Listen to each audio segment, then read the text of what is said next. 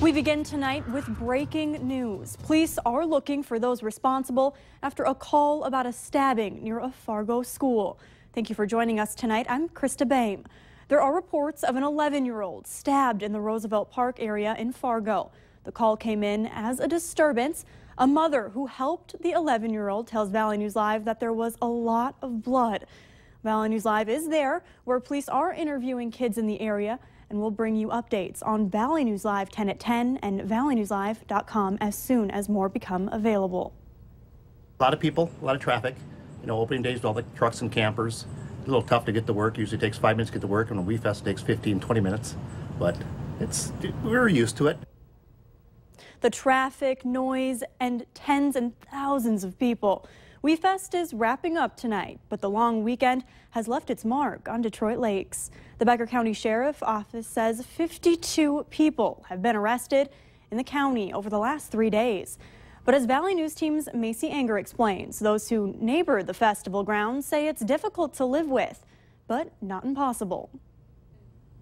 It's more for young people, but I see all ages. Christine Kuzman moved into this home with her husband 42 years ago and has lived here since the first WeFest weekend. We're getting used to it after all these years, and we just let everything swirl around us. She says in years past they've had people camp on their yard, damage their property, and trample the lawn. It wasn't as well organized as it is now. But now I don't feel that there's any problem at all. One of the closest neighborhoods to the Country Music Fest blocked off the roads, hoping to stop traffic from cutting through. Yeah, it gets pretty wild. A lot of traffic, of course, and but it's just for a short period of time. There's little inconveniences, but nothing. We still enjoy it. It's been manageable. Officers do say this year there's more patrols in the campgrounds. But they've already had 20 arrests on Thursday and 22 on Friday. If the trend continues, they say they'll see more tonight. We want to be visible out there, let people know that we're not there to deter them from having fun, but we just want to deter the criminal activity or the bad behavior. And we used to attend, but now we're just not, it's not our scene. Kuzman says the WeFest commotion is something that comes with the territory. She just wishes it wasn't as noisy. In Detroit Lakes, Macy Anger, Valley News Live. The Becker County Sheriff says tomorrow traffic will be busy in the morning on Highway 59 and Highway 10, but most of the local traffic will be over around noon. And the Becker County Sheriff's Office has released the name of a Fargo man found dead at WeFest. 49-year-old Troy Lee was found inside a camper at the Valley Campground Friday. A family member found his body around 11:30 in the morning. No foul play is suspected, and the cause of death does not appear to be alcohol related. An investigation is pending autopsy results. It's been quite calm out there after our all-night storms. It cleared up and brought quite an enjoyable day. Let's check in with meteorologist Mick Kerr. Mick? Hey, yeah, Krista, every time I walked out the front door, I go, wow, this is nice. It's nicer than I thought.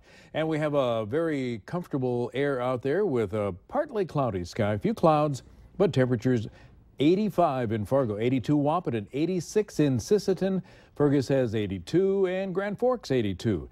We have some showers over in the Arrowhead that have turned into thunderstorms and some severe weather over between just south of Duluth, north of the Twin Cities around Moose Lake. And from this storm that has moved out of southern Sargent County into northwestern Roberts County of South Dakota, there were some funnel clouds about an hour ago over around Rutland, and you can see pictures of those funnel clouds on our Valley News Live Facebook page. Well, right now there's, again, those thunderstorms over there in northern Minnesota, north and east of Brainerd. We're not worried about those. We're going to have a beautiful evening, and I'll come back here in a few minutes and tell you all about it. A Red Lake, Minnesota man is in custody after hitting a sheriff's deputy with his car during a car chase. Red Lake Reservation authorities were chasing a car driven by 20-year-old Nodine Makwa around 5:30 yesterday. Authorities say he was involved in an assault with weapons on the Red Lake Reservation, and at the time of the pursuit, he was reportedly armed with a firearm and sword.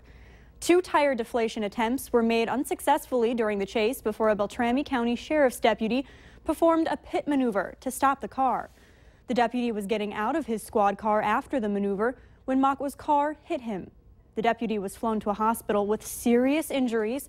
Mako was also taken to the hospital, was cleared and then taken into custody.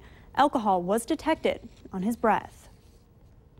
An investigation that started with a report of an unattended death led to 3 separate drug arrests in Jamestown, where police seized 14 ounces of methamphetamine and nearly $74,000 in cash. Police were called about the death of a man last Sunday. They began to knock on doors, questioning neighbors and friends, which led to 3 separate arrests. Ray Ann Rodacher was arrested after police found the methamphetamine and money. Chance Corbell and Leisha Gibson, both of Jamestown, were arrested during the investigation for delivery of prescription medications. The 3 do not know one another, but each of them is connected to the apartment where the man was found dead inside. Police do not know how he died. Autopsy results will not be back for several weeks.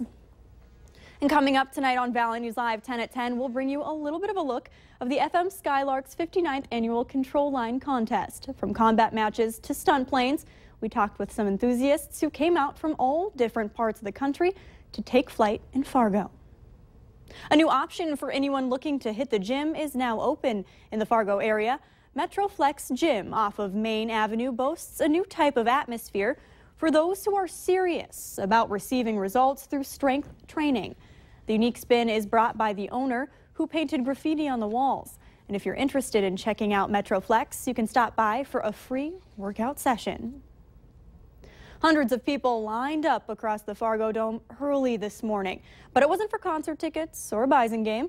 Everyone came for backpacks. United Way of Cass Clay held its annual school supply drive. More than 5,000 backpacks and 140,000 supplies were donated by the community to help kids in need start the year off right. The organization says families lined up outside the door as early as 2 in the morning. Backpacks go to students from kindergarten through the 12th grade. We're pretty much set for school, and they're super excited to get back into the grind. If you missed the event, United Way is holding another backpack giveaway. It's at the Dome on Tuesday from 4 to 7 p.m. And a new twist this weekend to the Red River Market in downtown Fargo to teach another way to enjoy your vegetables. Tara Whitsitt, founder of Fermentation on Wheels, stopped her 1986 school bus in town to demonstrate how to ferment vegetables. Tara travels across the country to teach others her technique. I never expected this project to pick up as much steam as it has. It was very difficult establishing myself as an educator the first 6 months, but as I made my way through the South and Appalachia and the Northeast, people really enjoyed my work. The Red River Market hit an all-time high today with 1,000 attendees. If you would like to learn more about Tara's story, just go to valleynewslive.com and click on this one. And later on Valley News Live at 6, Verizon Wireless is doing away with its standard 2-year plans. And we're going to take a break and come back and show you an absolutely gorgeous evening, followed by a near-perfect Sunday and a pretty good week ahead.